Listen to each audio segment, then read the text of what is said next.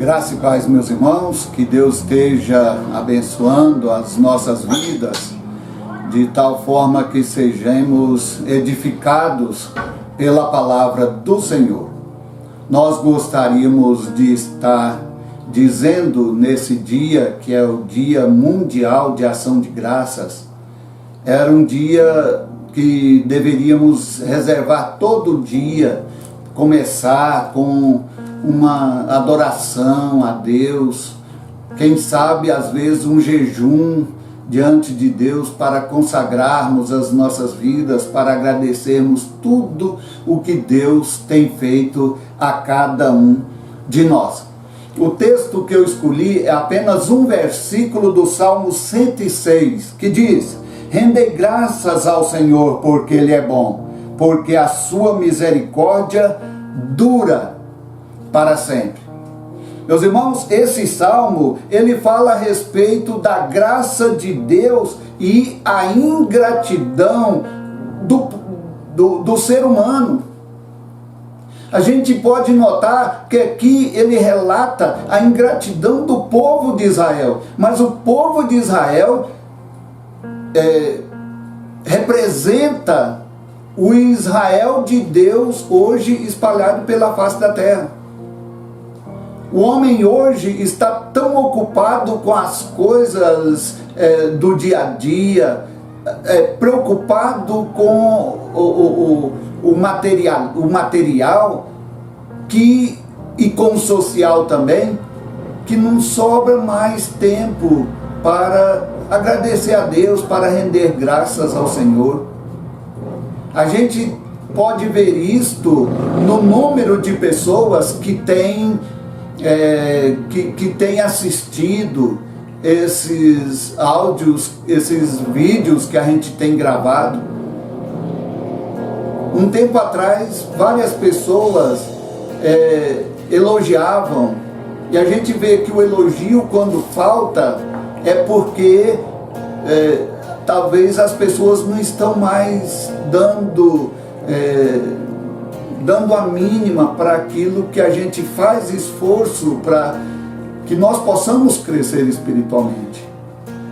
Nós temos visto pessoas da igreja que, desde quando foi reaberto os trabalhos presenciais, não têm vindo à igreja. Há pessoas que nunca vieram, nem no dia da ceia.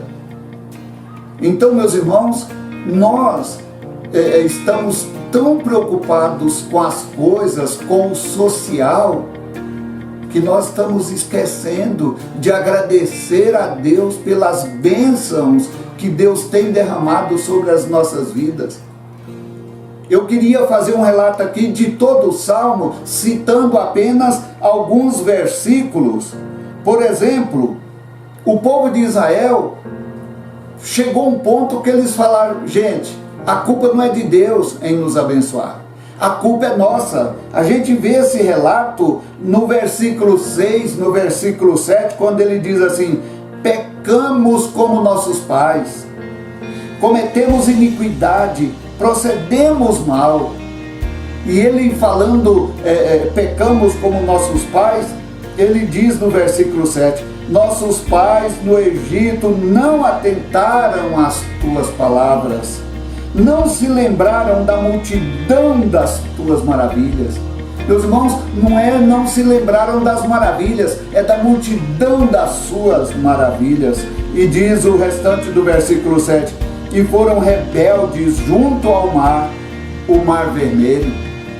Então está falando do quanto Deus fez por eles, e eles foram rebeldes, não atentaram à palavra de Deus, ao que Deus havia dito para eles. Meus irmãos, mas mesmo assim, Deus ainda manifestou a sua misericórdia para com aquele povo. O versículo 8, ele vai falar assim: olha, o nome de Deus estaria muito sujo. O nome de Deus estaria muito sujo se Deus houvesse prometido uma coisa e não cumprisse. O nome de Deus era algo que ninguém respeitava. Eles estavam em iniquidade e não reconheciam isso. Por isso é que eles aproximam de Deus e diz assim: pecamos. Nós fizemos atrocidades diante de Deus. O versículo de número 8 diz assim: eles fizeram tudo isso, mas Deus os salvou por amor do seu nome. Pelo menos o nome de Deus precisava ser preservado. Não pelo povo, mas pelo próprio Deus. Por isso que Deus manifesta a sua misericórdia quando às vezes nós nem merecemos essa misericórdia dele. Ele diz: mas Deus os salvou por amor do seu nome, para lhes fazer notório o seu poder. Deus não abandonou aquele povo. Deus continuou no meio daquele povo. Deus toma a providência, Deus toma a dianteira daquele povo e os abençoa. É esse, meus irmãos, o Deus que nós adoramos. É esse o nosso Deus. O Deus que mesmo quando a gente comete pecado, Ele insiste em nos assistir. Ele insiste em nos abençoar. No versículo 13, e alguns versículos aqui, eu vou falar assim, salpicado, só porque porque o salmo é muito grande. Então ele diz no versículo 13: cedo, porém, se esqueceram das suas obras, e não lhe aguardaram os desígnios. O versículo 14 ele diz: entregaram-se à cobiça no deserto e tentaram a Deus na solidão.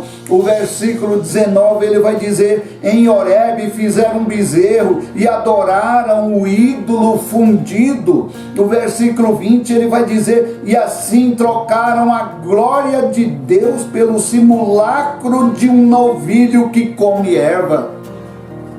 Cedo esqueceram de Deus. No versículo 6 eles cometemos pecado, reconheceram. Mas, meus irmãos, com o passar dos dias, com o passar dos tempos, eles esqueceram. Veja o versículo 21, quando ele diz: esqueceram-se de Deus, seu Salvador. Foi Deus quem salvou eles lá do Egito. Esqueceram-se de Deus, seu Salvador, que no Egito fizera coisas portentosas. Esqueceram. O versículo 24, ele diz assim: também desprezaram a terra aprazível e não deram crédito à palavra de Deus. Desprezaram a terra aprazível. Deus havia feito uma promessa de uma terra que produzia leite, produzia mel. A terra era muito fértil. Eu estou dando o melhor que eu tenho para vocês em questão de terra. Mas, meus irmãos, diz-nos que eles desprezaram a promessa de Deus. Você lembra na história do povo de Israel que teve um momento em que eles lembraram dos panelões de carne? Lá nós tínhamos pelo menos o que comer. A gente não tinha salário, a gente não tinha nada disso, mas nós tínhamos fartura para comer. Eles começaram a lembrar do passado, desprezaram, é o que diz o versículo 24, desprezaram a terra aprazível e não deram crédito à palavra de Deus. Não é isso, meus irmãos, que muitas vezes nós estamos fazendo? Vamos distanciando de Deus, esse pecadinho é tão pequeno que Deus não faz conta. Olha o que diz o versículo 28, ele continua: também se juntaram a Baal Peor, e comeram o sacrifício dos ídolos mortos. Olha o que ele diz no versículo 36. Deram culto a seus ídolos, os quais se lhes converteram em laço. Olha o que diz o versículo 37. Pois imolaram seus filhos e suas filhas aos demônios. Chegaram a acreditar tanto em ídolos, tanto em idolatria, que chegaram a sacrificar os seus próprios filhos a um Deus fundido, obra das suas próprias mãos.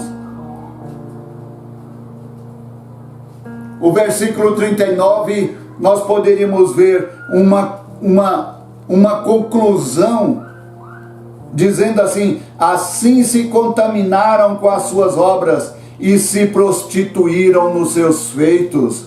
O versículo 40, ele diz assim: acendeu-se por isso a ira do Senhor contra o seu povo, e ele abominou a sua própria herança. Deus escolheu aquele povo para ser um povo seu, e de repente Deus se indignou tanto com a ingratidão do homem, que diz que Deus abominou a sua própria herança. Era povo de Deus. Mas, meus irmãos, nem assim Deus desistiu deles.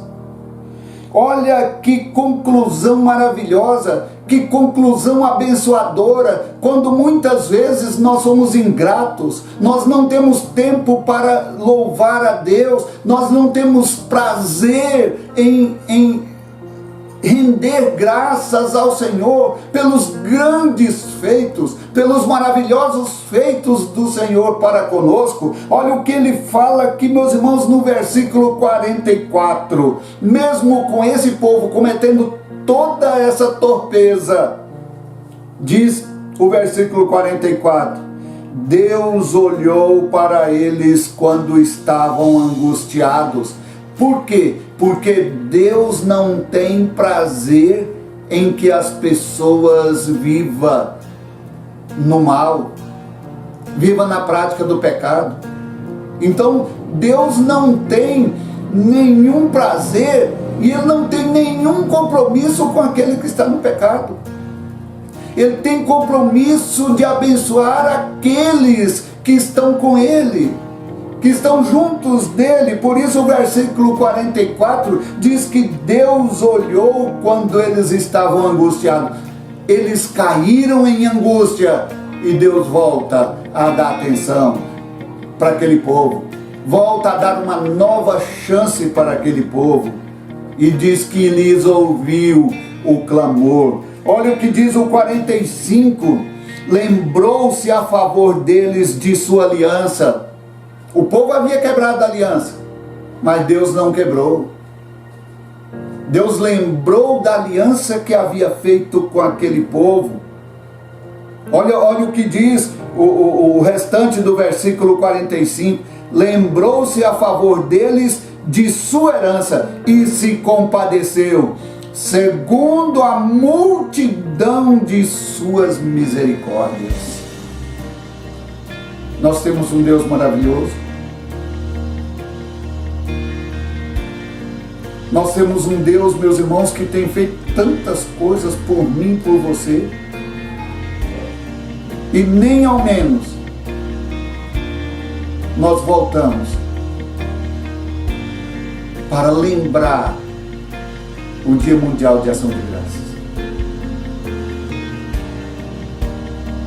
Eu até um tempo, eu era quase contra, sem nada de radicalismos. Essas comemorações, Dia das Mães. Dia das Mães é todo dia. Dia da criança é todo dia. Nascimento de Jesus, todo dia Jesus deve estar nascendo em nossas vidas. Para que dia de ação de graças? Mas, meus irmãos, é para que pelo menos nessa época, pelo menos tenha um dia para a gente dizer: obrigado, Senhor, pelo que o Senhor tem feito nas nossas vidas.